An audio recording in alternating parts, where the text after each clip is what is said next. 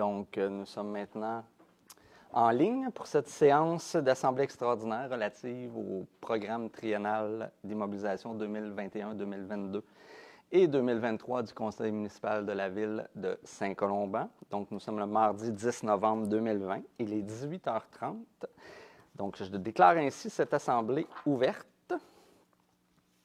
Et ça nous amène à l'adoption de l'ordre du jour. Donc, pour ceux qui assistent pour la première fois à un programme triennal d'immobilisation, c'est une obligation que nous avons de vous soumettre une planification concernant les immobilisations pour les 3 prochaines années. Donc, la séance extraordinaire ne contient que ce point spécifique. Donc, ça prend quelqu'un qui adopte l'ordre du jour, s'il vous plaît. Christiane Wilson, je propose. Merci beaucoup. Donc, chers membres du Conseil, vous avez eu la chance de constater l'avis de convocation qui a été signifié conformément au règlement.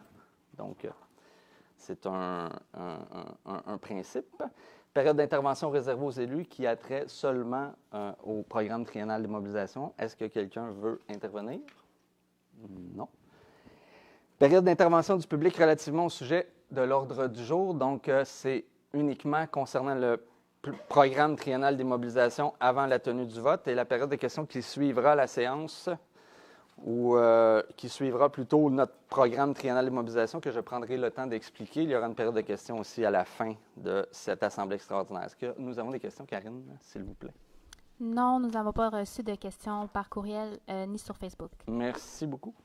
Donc, ça nous amène au programme triennal d'immobilisation. J'ai demandé au service des communications de le présenter projeté derrière moi sur la télévision. Et vous avez la chance à la maison de pouvoir constater les différents projets par service. Donc, je vais en faire la lecture. Je vais faire une description brève de ce qui est attendu ou ce que ça implique. Et ensuite, nous passerons au vote. Si vote il y a, pardonnez-moi, nous l'adopterons. Donc, nous commençons par les communications. Moi, j'ai le total. Ensuite, on continue avec l'administration. Donc, le total, on parle du montant? Oui. OK. Donc, nous adoptons pour l'année 2021 un programme triennal d'immobilisation qui concerne 16 953 100 $. Donc, ça, c'est les montants totaux pour l'année 2021. Ceci inclut le garage municipal. C'est pour ça qu'il y a un écart assez prononcé avec les autres années. En 2022, l'ensemble des projets représente un montant de plus de 9 381 000 $. Et en 2023, 11 377 000 $. Ce que vous n'avez pas, est-ce qu'ils vont avoir la répartition? Je ne me rappelle pas qu'est-ce que nous avions établi, la répartition de comment c'est payé, souvent, les projets? On a les totaux et les projets, mais on n'a pas le détail. Non. Parfait. Donc, j'irai un petit peu plus en détail lorsque ce sera pertinent de l'expliquer. En fait, quand on vient financer une immobilisation, on a plusieurs options, par exemple par règlement d'emprunt, par surplus non affecté, par redevance. Là, comme vous le savez, nous avons maintenant un règlement de redevance. Il y a aussi une réserve financière par le biais de subventions. Il y a le fonds du réseau routier, qui est un vieux fonds pour lequel nous n'utilisons plus depuis 2009, depuis le budget 2009, mais il y avait encore de l'argent qui était là-dedans, donc on va en affecter pour ce PTI-ci. Ça peut être financé aussi par les activités de fonctionnement. Là, ici, on parle du budget courant. Le fonds de roulement et le fonds de parc et terrain de jeu, ça, c'est nos diverses options lorsqu'on veut financer des immobilisations. Donc, on peut commencer avec le volet communication. Il s'appelle en fait administration, mais oui, ça l'inclut les coms. Ah, parfait. Administration générale, spécifiquement communication. Donc, refonte de la signalétique. Donc, en 2021, on prévoit un montant de 120 000 $. Donc, ça inclut toute la signalisation au niveau des parcs. La Ville de Saint-Colomban est très, très pauvre à ce titre. Donc, tout ce qui est pour identifier nos différents lieux publics. On veut aussi améliorer la signalétique au niveau des sentiers. Le 120 000 $, c'est ce qui va concerner les entrées de ville et les parcs majeurs, en plus de certains éléments sur le territoire. Deuxièmement, ça, c'est financé à même, pardonnez-moi, il y a 50 000 $ en subvention. Donc, on est capable d'aller chercher un peu moins de la moitié. 20 000 $ dans les activités de fonctionnement et 50 000 $ dans le fonds de roulement. Donc, comme vous le savez, nous avons changé de logo. Donc, c'était une étape assez naturelle là, que le processus, c'est on change le logo et on vient ensuite modifier tout ce qui est la signalétique qui permet finalement d'étaler ce logo-là. Et je pense que ce n'est pas un luxe. Hein. Nos entrées de ville, pour la plupart, sont très minuscules et difficiles à voir. Il y a aussi les bâtiments publics que j'ai oubliés, l'hôtel de ville, les casernes d'incendie, le garage municipal, etc. Donc, l'acquisition, en deuxième projet, acquisition d'un minibus électrique, donc 400 000 $. Celui-ci est conditionnel à l'obtention d'une subvention qui représente plus de 50 %. Donc, 105 000 pardonnez-moi, est-ce qu'on a modifié ce montant-là? Parce qu'on avait parlé de 50 %. De toute façon, c'est une planification. Là. On va essayer d'aller chercher un 50 %. Donc, actuellement, il est financé à même des subventions et à même un fonds de roulement. Et c'est conditionnel à l'obtention de ces subventions-là. Pas de subvention, pas de minibus électrique. Ça nous amène maintenant au service de sécurité incendie. Donc, il y a quelques éléments qui sont récurrents. Là. Par exemple, le premier, habit de combat, un montant de 14 250. Donc, à chaque année, on fait l'achat d'habits de combat afin d'assurer un remplacement continuel au niveau du matériel utilisé par le service des pompiers. Remplacement des équipements de détection de gaz, ça c'est en 2021, donc 9 675. On remplace des équipements qui étaient, à l'époque, je crois, avaient été achetés usagés là, à la ville de Gatineau, donc ils sont dus à être changés. Remplacement de l'unité 1001 véhicule de l'état-major. Vous allez voir au niveau des véhicules, là, il y a un effet de domino. Donc, on remplace l'état-major. Le véhicule actuel va au capitaine à la prévention et le véhicule du capitaine de prévention s'en va approvisionner le service de la conciergerie. Établir des bureaux administratifs et améliorer le poste incendie numéro 1. Donc, ça, c'est en 2022. Donc, c'est un montant estimé de 300 000 $. Donc, pour ceux qui ont déjà visité la caserne d'incendie numéro 1, ils ont des bureaux assez particuliers et ils travaillent souvent dans un environnement assez riche en monoxyde de carbone. Donc, c'est prévu en 2022 de venir corriger cet élément-là. La remorque soutien aux opérations, encore 2021. Est-ce que... Oui, 2022, pardonnez-moi, merci de me corriger. Et le remplacement de l'unité 1002 à 65 000 $, toujours en 2022. Il faut savoir que quand nous sommes entrés en poste, les différents services qui ont un parc de véhicules mobiles se sont assis ensemble. Là, on parle ici du service des loisirs, le service des travaux publics et le service incendie, en plus du service d'urbanisme. Merci, M. Urbain.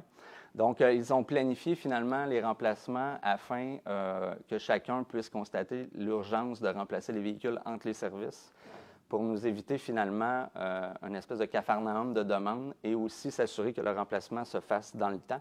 Donc, les remplacements de véhicules actuellement respectent ce plan-là qui avait été établi fin 2017, début 2018. Donc, remplacement de l'unité 1003, 80 000 $ en 2023. Il faut savoir, hein, on le répète souvent, mais ces véhicules-là ont des durées de vie en fonction des assurances et des services. Donc, on parle souvent d'une durée de vie d'une quinzaine d'années. Donc, on respecte ces délais-là, bien sûr. Ça nous amène aux travaux publics.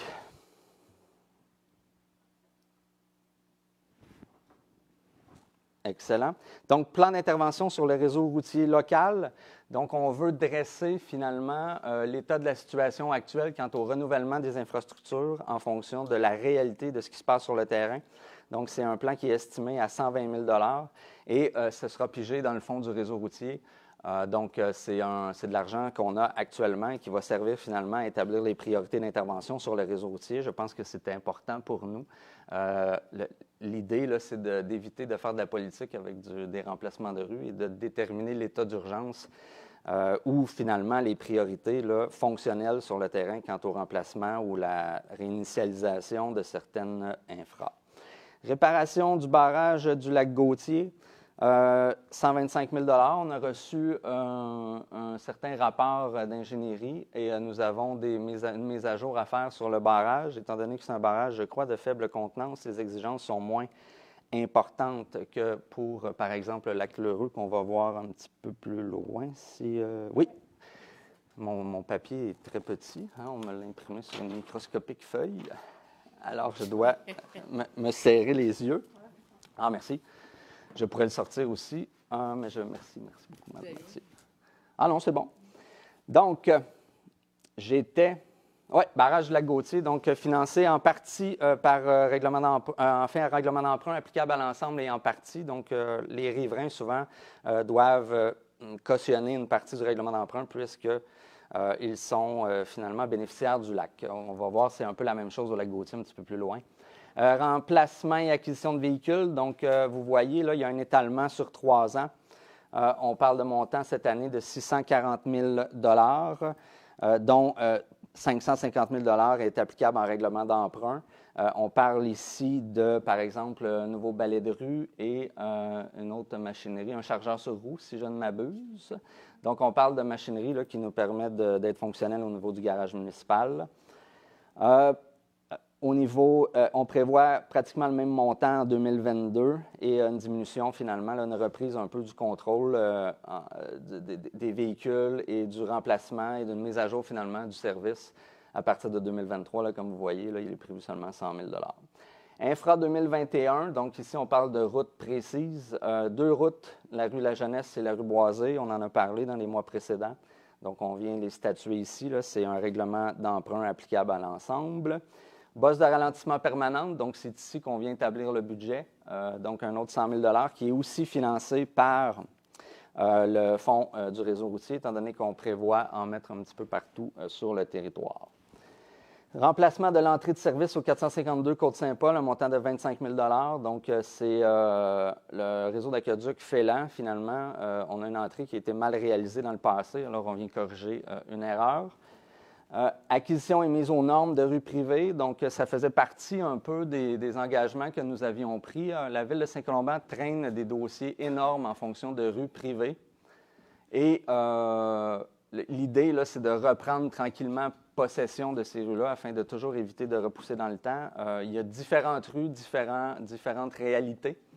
Donc, à ce titre-là, bien sûr, plus les propriétaires sont coopérants et en fonction des situations aussi sur le terrain, on va affecter 150 000 et la moitié est payable en règlement d'ensemble et l'autre moitié du règlement d'emprunt va être affectée en partie, donc les bénéficiaires des chemins. Ça nous amène aussi au barrage du Lac-L'Heureux. Ce n'est pas la première fois qu'on en parle. L'année 2021 va être une année de réalisation. Donc, on souhaite en fait que la moitié soit applicable en subvention, mais en même temps, on travaille sur un scénario afin que l'ensemble, qu'il y ait un règlement d'emprunt qui soit applicable à l'ensemble à 50 % et un autre en partie. Mais ça, ce n'est pas coulé dans le béton, donc ça reste à établir.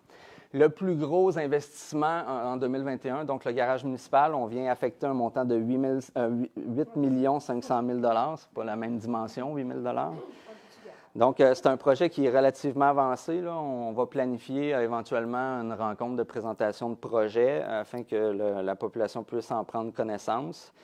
Donc, on vient y affecter ce montant-là, applicable en règlement financé par règlement d'emprunt applicable à l'ensemble. Prolongement de la rue de l'Accueil, comme vous voyez, c'est un étalement finalement sur 3 ans.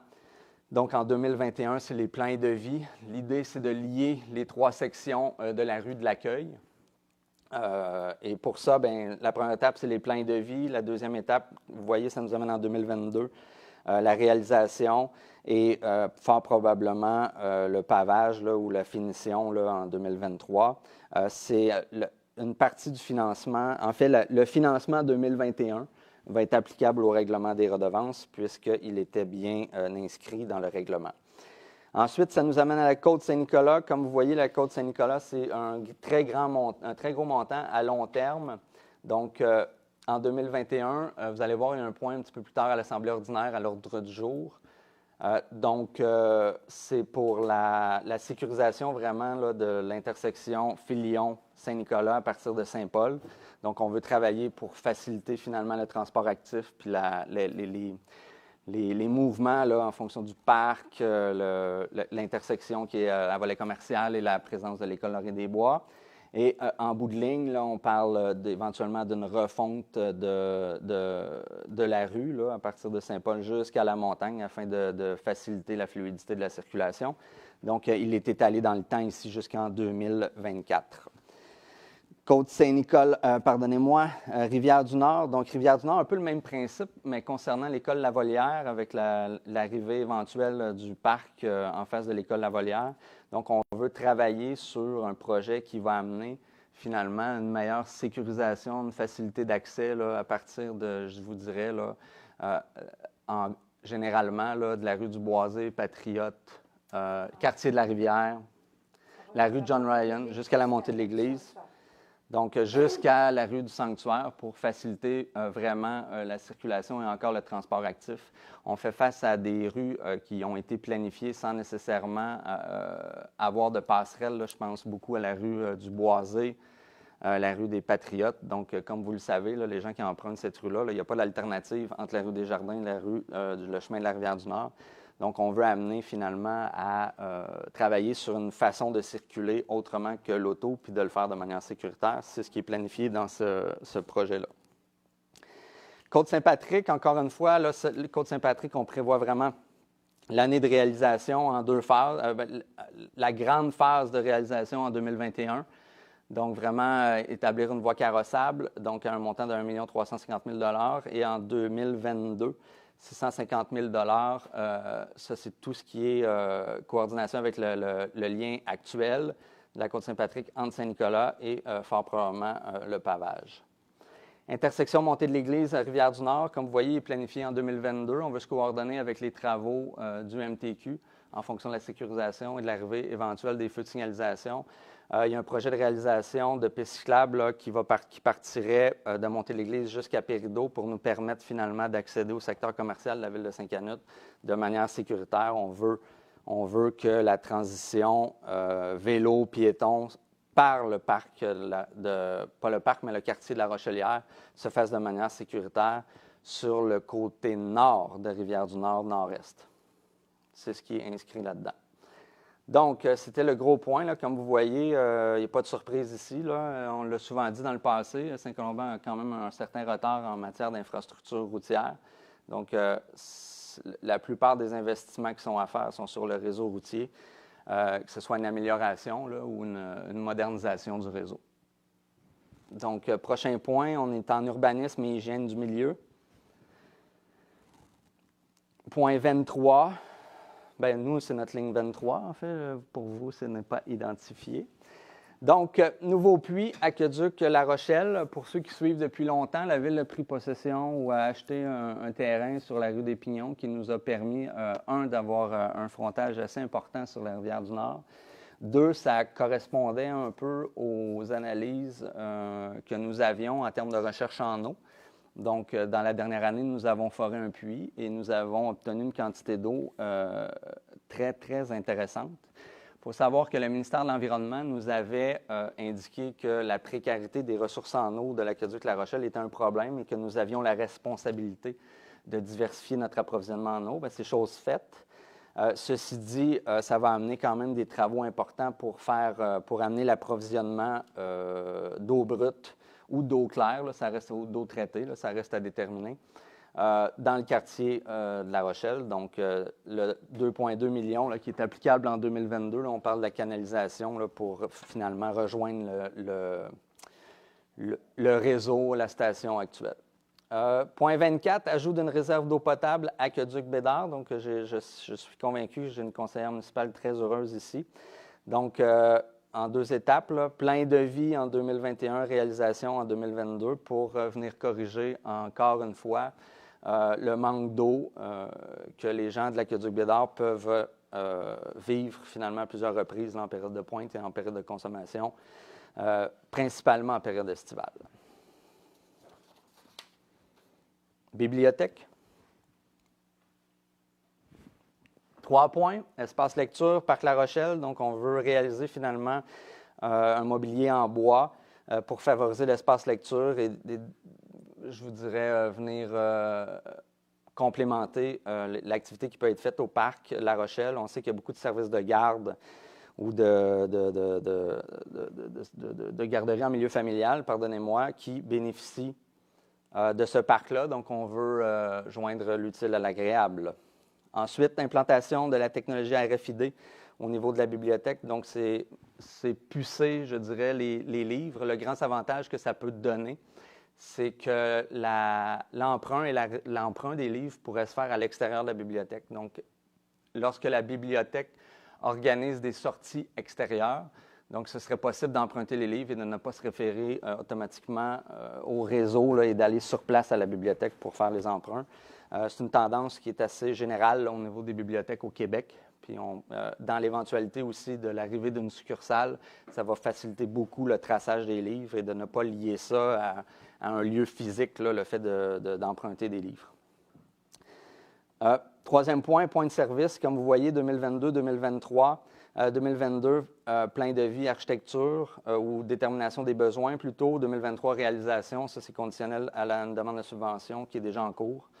Donc, et on a eu des bonnes nouvelles. Là. Il y a un programme de subvention qui garantit une plus grande implication du gouvernement du Québec en fonction en matière d'investissement. Donc, si je me rappelle bien, c'était 50-50 la première demande de subvention que l'on avait réalisée. Et la deuxième, on parle d'un financement 70-30. Des coûts admissibles. Des coûts admissibles, oui, c'est bien. Des coûts de construction. Exact. Donc, dernier point, ça nous amène au service des loisirs.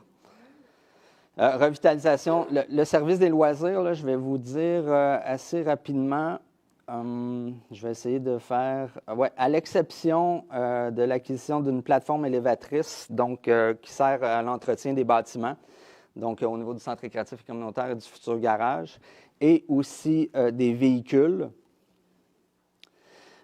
Tout le reste des projets est financé par le fonds Parcs et terrains de jeu. C'est un fonds qui est alimenté finalement toutes les fois qu'il y a une division cadastrale sur le territoire. Donc, on parle de projets résidentiels ou même un propriétaire qui souhaiterait diviser son lot en 3 pour pouvoir revendre 2 terrains, puisque les dimensions sont réglementaires. Bien, il y a une obligation à contribuer au fonds de Parcs et terrains de jeu. Donc, ces montants-là servent à réaliser des projets. Donc, revitalisation du skatepark, Parc Félan, 25 000 fonds de parc. Comme j'ai dit plus tôt, acquisition d'une plateforme élévatrice Skyjack, c'est pour l'entretien des bâtiments au niveau du centre récréatif et communautaire. Ceux qui l'ont emprunté, vous savez très bien que les plafonds sont très hauts et à toutes les fois que nous devons faire venir un technicien avec une plateforme, le 10 000 je vous le garantis, il va se rentabiliser assez rapidement. Toilettes écologiques pour différents parcs, donc 25 000 pour les 4 prochaines années. Donc, 25 000, c'est le coût de réalisation des toilettes écologiques. C'est un engagement auquel nous avions. On considère dommage le fait d'aller dans les parcs et de ne pas avoir de blocs sanitaires. Je pense notamment au parc Albert-Raymond, parc La Rochelle, le parc Alizé. Et si j'en oublie, Mais là, comme vous voyez, dans les 4 prochaines années, on va en réaliser un par parc. Donc, ça, pour nous, c'était important de rétablir ce problème-ci. Ça nous amène aussi à abri solaire Parc Albert-Raymond. Donc, c'est une demande que je suis convaincu Mme Mercier reçoit depuis plusieurs années. Donc, c'est un parc qui est exposé au soleil. Donc, on veut donner une zone d'ombre à ce parc-là.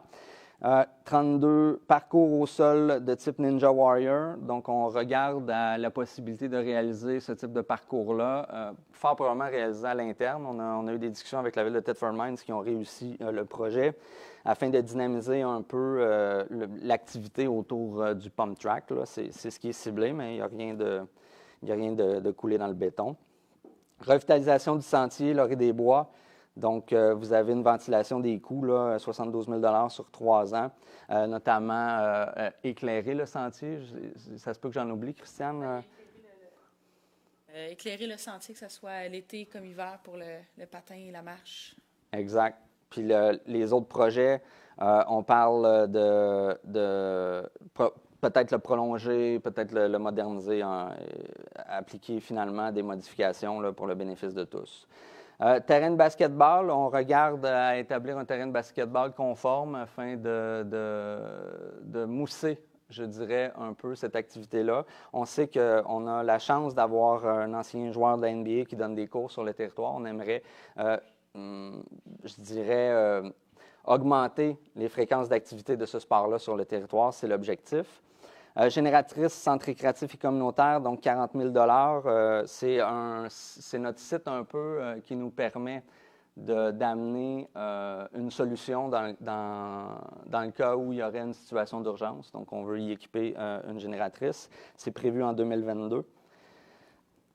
Et on veut aussi, à terme, aménager notre salle de mesure d'urgence. Donc, on veut l'équiper d'une génératrice. Je crois que c'est tout à fait normal. Modification du système de chauffage et climatisation, bien ça, c'est quelque chose que, bien que ça ne fait pas notre affaire, nous sommes obligés de le faire. Il faut savoir que le service des loisirs et des travaux publics ont travaillé tout l'été sans climatisation à des températures de plus de 30 degrés Celsius pour une partie de l'été, puisque, semble-t-il, lors de la réalisation et la construction de ce projet-là, ils ont rentré ou fait installer une climatisation ou un chauffage qui était particulier et pour lequel les techniciens n'ont pas de solution. Et la meilleure solution serait de le changer. C'est ce qu'on nous a conseillé de le faire. Alors, ce sera fait en 2021. Parc multisport Gaffney-Kennedy, bien là, si vous voyez la ventilation finalement des montants sur 3 ans, donc 125 000, 500 000, 500 000, c'est un estimé. Donc, mais c'est en fonction de la priorisation des projets qui pourraient voir le jour sur ce terrain-là. Ensuite, maison Gaffney-Kennedy et Grange. Donc, c'est la restauration de la maison pour laquelle nous avons pris possession. Même chose, une ventilation des travaux sur 3 ans. Donc, maison Gaffney, la première année, là, on parle probablement de l'audit technique là, de la maison afin de déterminer réellement qu'est-ce qu'il y a à faire en plus de la grange.